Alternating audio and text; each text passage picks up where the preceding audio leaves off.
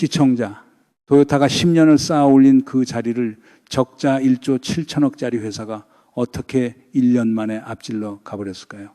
전고체 배터리는 전기차의 미래다.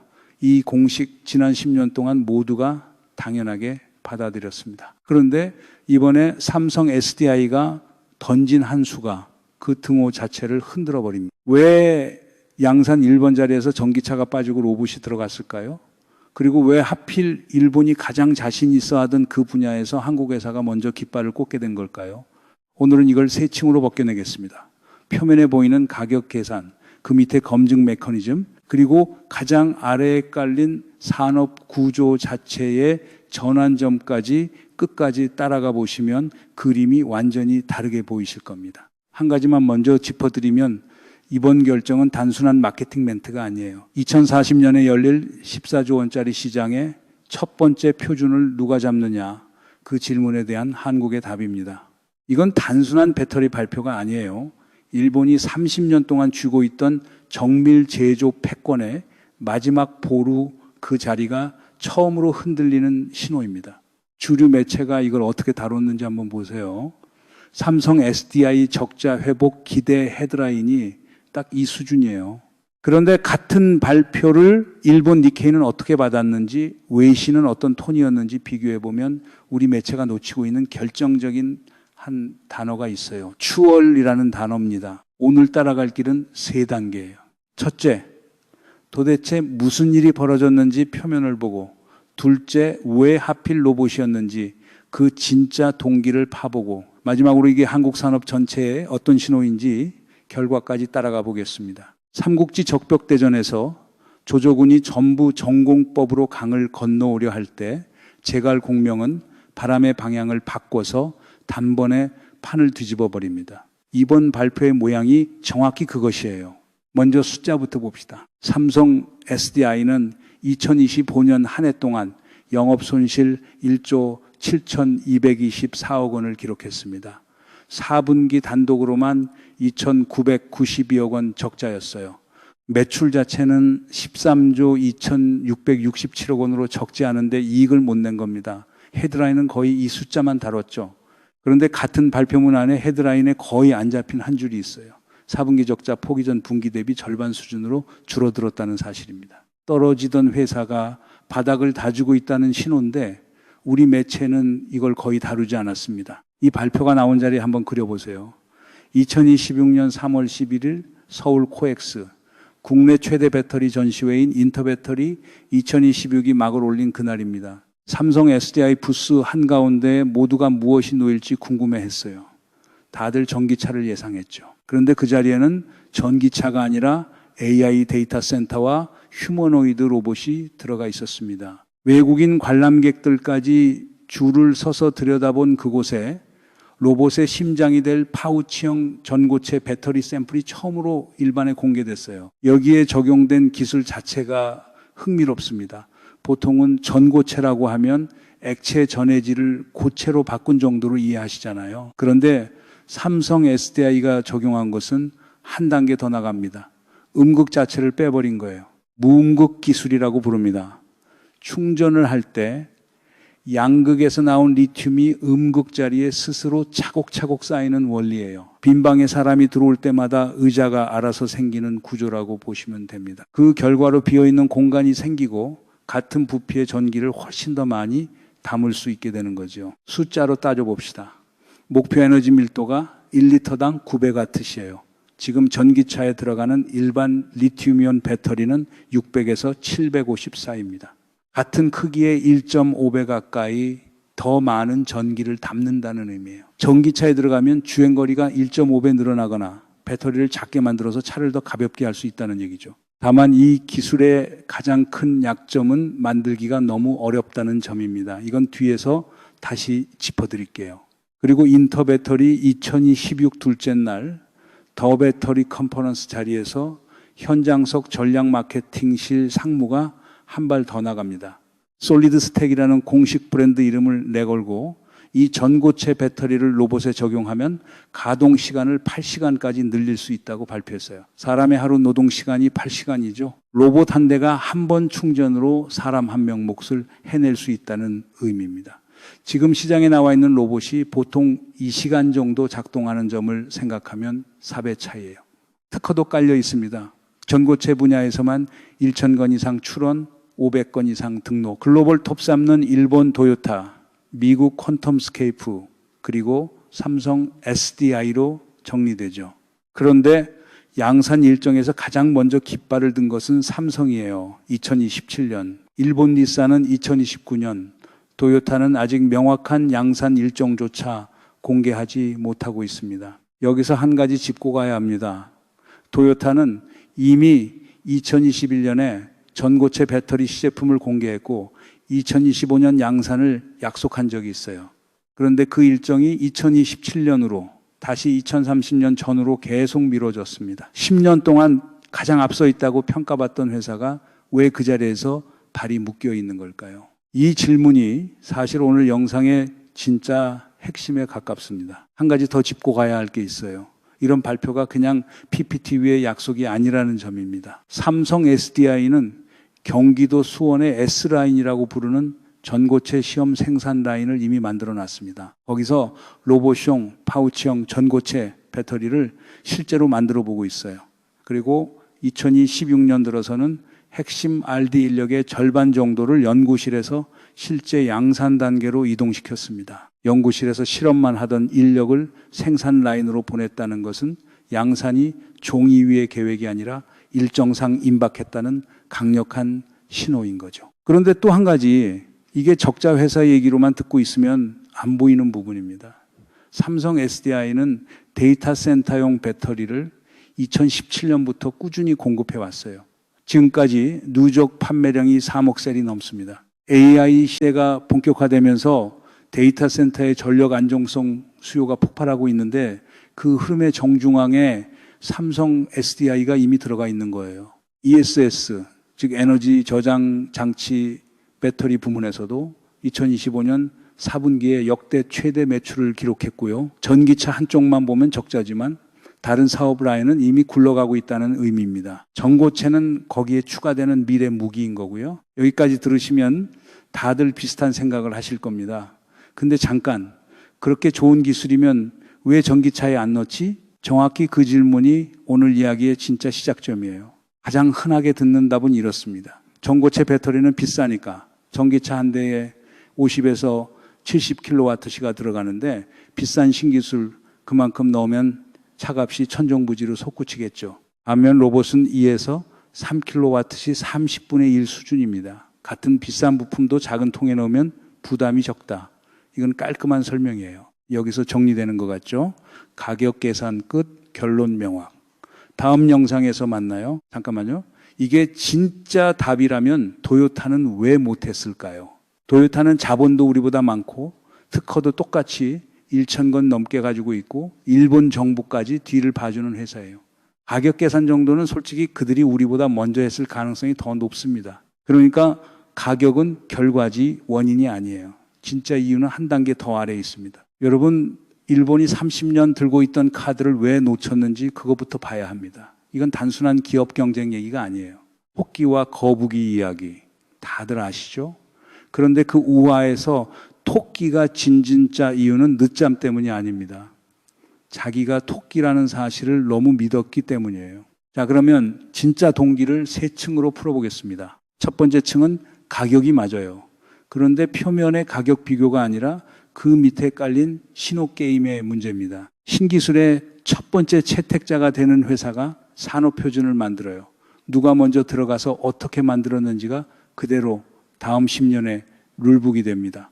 그러니까 비싸도 먼저 들어가는 게 가격이 떨어질 때까지 기다리는 것보다 훨씬 큰 권리를 사는 거죠. 로봇 시장은 작아요. 작기 때문에 리스크가 적고 리스크가 적기 때문에 표준 장악권을 확보하기 좋습니다. 비싸다는 게 약점이 아니라 표준을 만들 권리를 사는 입장권이에요. 그리고 한 가지 더 지금 시점이라는 게 결정적입니다. 트럼프 행정부의 관세 압박, 미중 공급망 분리, 인플레이션 감축법 IRA의 향방 글로벌 배터리 시장이 통째로 다시 짜이고 있는 시기예요. 이런 재편계의 새로운 표준을 깃발 꽂으면 그 깃발이 그대로 다음 질서의 중심이 됩니다. 평온한 시기에는 표준 바꾸기가 어려워요. 흔들리는 시기에만 새 표준이 들어갈 자리가 생깁니다. 삼성 SDI가 지금 움직이는 진짜 이유 중 하나가 이 타이밍이에요. 두 번째 층은 검증입니다. 표면적인 이유는 다들 들어보셨죠. 새 기술이라 검증이 안 됐으니 작게 시작한다 맞는 말이에요. 그런데 그 밑에 더 결정적인 것이 있습니다. 검증 데이터 자체가 자산이라는 점이에요. 로봇 한 대는 실험실 하나예요. 100만 대 로봇이 시장에 깔리면 100만 개의 데이터 포인트가 쌓입니다. 어디서 어떻게 작동하는지, 어디서 실패하는지, 안전 문제는 어떻게 나타나는지 그 데이터가 BMW나 현대차 같은 다음 단계 고객이 안심하고 채택할 수 있는 근거가 되는 거죠. 여기서 도요타가 못 움직이는 진짜 구조가 드러납니다. 도요타가 자기 차에 바로 전고체 배터리를 넣어서 실패하면 회사 한 곳이 흔들리는 게 아니라 일본 산업 전체가 무너져요. 일본 정부가 도요타 뒤를 봐주는 그 든든한 구조가 역설적으로 도요타가 실패할 수 없게 만듭니다. 실패할 수 없으니까 검증 단계조차 못 들어가게 잠궈버리는 거죠. 도요타가 가진 1,000건 특허, 일본 정부의 지원, 그게 사실은 양산을 가로막는 족쇄가 됩니다. 강해 보이는 게 약한 거예요. 세 번째 층은 시장의 진짜 크기입니다. 표면적인 통념은 로봇 시장은 작다예요. 그런데 그 통념이 맞는 것은 정확히 지금까지만이에요. SNE 리서치 보고서에 따르면 휴머노이드 로봇 배터리 시장이 2025년에는 0.03기가와트시 수준이었는데 2040년에 138.3기가와트시까지 올라갑니다. 4,000배 증가해요. 휴머노이드 로봇 대수로 보면 2030년 69만 대, 2035년 679만 대, 2040년에는 누적 5,330만 대, 2040년에는 가정용 로봇만 2,820만 대, 지금 집집마다 냉장고 한 대씩 있는 것처럼 사람 닮은 로봇 한 대씩 있는 시대가 열린다는 거죠. 시장 규모로 따지면 2040년 105억 달러, 우리 돈으로 14조 원이에요. 여기서 한 가지 짚고 싶은 게 있어요. 주류 매체가 이 숫자를 왜 거의 안 다룰까요? 14조 원짜리 시장이 5년 안에 본격적으로 열리는데 우리 매체는 적자 1조 7천억만 헤드라인으로 뽑습니다. 왜냐하면 미래 숫자는 클릭이 안 되거든요. 그런 사이에 진짜 그림은 다른 곳에서 그려지고 있는 겁니다. 그러니까 이건 멀리 있는 얘기가 아니에요. 여러분의 자녀가 사는 집에 사람 닮은 로봇 한 대가 들어와 있을 정확히 그 시점입니다. 이 그림 어디서 본 적이 있지 않으십니까? 1990년대 일본의 디램 반도체 산업이 정확히 이 모양이었어요. 도시바, 히타치, NEC, 세계일, 이 3등을 일본이 다 가지고 있었습니다. 일본 정부가 뒤에서 든든하게 밀어주고 특허는 산처럼 쌓여 있었고 모두가 일본은 이 분야에서 영원할 것이다 라고 믿었어요. 그런데 1992년부터 이상한 일이 벌어집니다. 적자가 쌓이던 어느 한국 회사가 일본이 가는 전공법 대신에 다른 길을 가요. 256K D램이 표준이던 그 시기에 1램 D램에 먼저 뛰어든 겁니다. 비싸고 시장은 작고 위험했어요. 그게 삼성전자였습니다. 지금 도요타와 삼성 SDI의 모양이 30년 전 NEC와 삼성전자의 모양과 거의 똑같습니다. 여기서 오늘 영상의 핵심 한 줄을 드릴게요. 일본이 못한 게 아닙니다. 너무 강해서 못한 겁니다. 이 한 줄이 오늘 영상의 전부예요. 여러분이 뭔가 도요타답지 않다고 느끼셨던 그 감각 정확했습니다. 도요타가 게을러서가 아니에요. 도요타가 너무 큰 책임을 지고 있어서 작은 시장으로 내려올 수가 없는 겁니다. 그리고 정확히 그 빈자리로 삼성 SDI가 들어간 거고요. 처음부터 뭔가 이상하다고 느끼셨던 그 감각이 이제 정확히 뭐가 이상했는지 보이실 겁니다. 일본이 강해 보이는 그 자리, 사실은 멈춰있던 자리였던 거예요. 여기서 또 하나 깔아둘 게 있습니다. 삼성 SDI 혼자만의 얘기가 아니에요. 2025년 10월 31일 삼성 SDI는 BMW 그리고 미국 솔리드 파워와 3자 업무 협약을 체결합니다. BMW의 차세대 테스트 차량에 전고체 배터리를 직접 탑재해서 실증한다는 계획이에요. 이게 왜 중요하냐면 아무리 좋은 배터리를 만들어도 그것을 자기 차에 직접 넣어줄 글로벌 완성차 회사가 옆에 있어야 양산이 의미를 갖는 거거든요. 그런데 BMW와 삼성 SDI의 관계는 어제 오늘 일이 아닙니다. 2009년부터 시작된 협력이에요.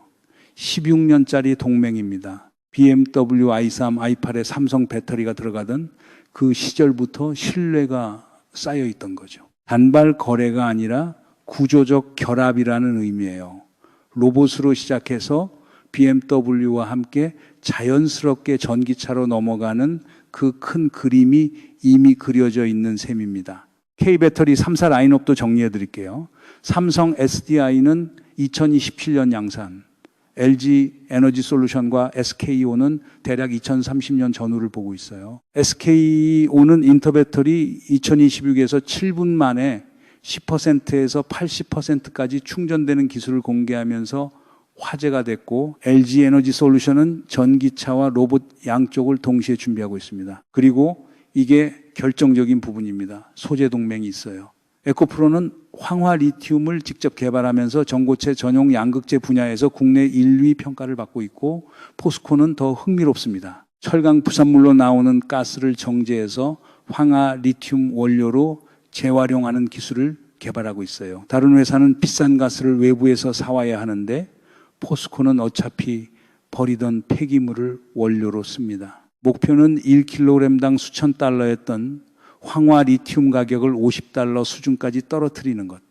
만약 성공하면 전고체 배터리 가격 자체가 무너지는 수준으로 내려갑니다. 배터리 셀은 삼성 SDI, 소재는 에코프로와 포스코, 자동차는 현대차 모든 단계가 국산화되어 있는 구조예요. 글로벌 맥락도 같이 깔립니다. 테슬라 머스크가 2026년 1월 28일 4분기 실적 발표에서 모델 S와 모델 X의 생산 라인을 옵티머스 로봇 생산으로 전환하겠다고 선언했어요. 자동차 만들던 프리몬트 공장을 로봇 공장으로 갈아탄 겁니다. 옵티머스 한 대에 들어가는 배터리가 약 2.3kW시 삼성이 예측한 범위에 정확히 들어맞아요. 여기서 머스크가 어떤 숫자를 깔아두는지 한번 보세요. 연간 100만 대의 옵티머스를 만들고 대당 가격을 $20,000, 우리 돈으로 약 2,700만 원 수준까지 낮추겠다는 계획입니다. 자동차 한 대 살 돈이면 일하는 로봇 한 대를 살 수 있는 시대를 만들겠다는 거죠. 그런데 100만 대 곱하기 2.3kW시면 그 한 회사의 연간 로봇 배터리 수요만 2.3GW시예요. 전 세계가 이 수준의 수요로 움직이기 시작하면 그때 가서 배터리를 만들어 봐야 늦은 겁니다. 표준은 이미 잡혀 있을 테니까요. 삼성 SDI가 지금 깃발을 꽂으려는 이유가 정확히 이 시점입니다. CES 2026에서는 현대차 그룹 자회사 보스턴 다이내믹스가 아틀라스를 처음 실물 공개했고, 엔비디아, LG까지 모두 로봇 라인업을 꺼냈습니다. 글로벌 경쟁이 폭발한 거죠. 혹시 왜 적자 회사를 띄우느냐라고 묻는 분이 계실 수 있어요.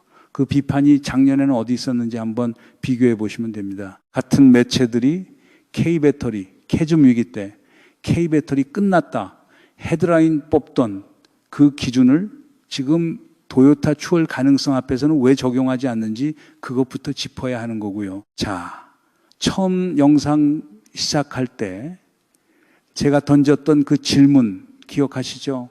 적자 1조 7천억 회사가 어떻게 도요타를 앞질러 갔느냐, 그 질문이었어요. 이제 답이 보이실 겁니다. 적자였기 때문에 앞질러 갈 수 있었던 거예요. 만약 삼성 SDI가 작년에 흑자였다면 도요타처럼 안전한 전공법을 골랐을 가능성이 훨씬 높습니다. 위기가 결과적으로 결단을 만들어낸 거죠. 이게 처음이 아닙니다. 1990년대에 256K D램이 표준이던 그 시기에 1M으로 뛰어든 삼성전자도 그때 적자 상태였어요. 적자였기 때문에 안전한 길에 머무를 수 없었기 때문에 다른 길을 찾은 겁니다. 그 패턴이 정확히 30년 뒤에 다시 나타나고 있는 거고요. 그런데 여기서 끝낼 수가 없습니다. 모든 추월에는 다음 페이지가 있거든요. 아까 깔아둔 약점 만들기가 너무 어렵다는 그 문제 기억하시죠? 결국 수율입니다. 100개 만들어서 90개가 불량으로 나오면 장사 못합니다. 기술이 아무리 좋아도 수율을 못 잡으면 양산은 종이 위의 계획에 그쳐요. 그게 진짜 결승선입니다. 황화 리튬 가격을 포스코가 정말 $50 수준까지 떨어뜨릴 수 있느냐도 변수예요. 로봇은 격하게 움직이니까 전기차보다 배터리 교체 주기가 짧을 수 있다는 점도 풀어야 할 과제고요. 그리고 이게 가장 중요한데 일본이 30년 만에 다시 일어설지 그것도 변수로 남아 있습니다. 1조 7천억 적자에서 시작된 결정 하나가 한국 배터리 산업 전체의 미래를 어쩌면 다음 30년의 한국 산업 패권 자체를 결정할지도 모릅니다. 전기차냐 로봇이냐 사실 이건 작은 갈림길이에요. 진짜 갈림길은 이겁니다. 다음 시대의 표준을 누가 만드느냐, 따라가는 자가 될 것이냐, 만드는 자가 될 것이냐. 삼성 SDI의 이 한 수가 어떻게 끝날지는 2027년 양산이 시작되는 그 순간 가장 정확하게 보이게 될 겁니다. 그때까지 우리가 지켜봐야 할 한 가지가 더 남아있다는 것만 오늘은 같이 기억해 두시면 좋겠습니다. 여러분들 이 사안을 어떻게 생각하십니까? 여러분들의 견해를 댓글로 많이 남겨주시기 바랍니다. 감사합니다.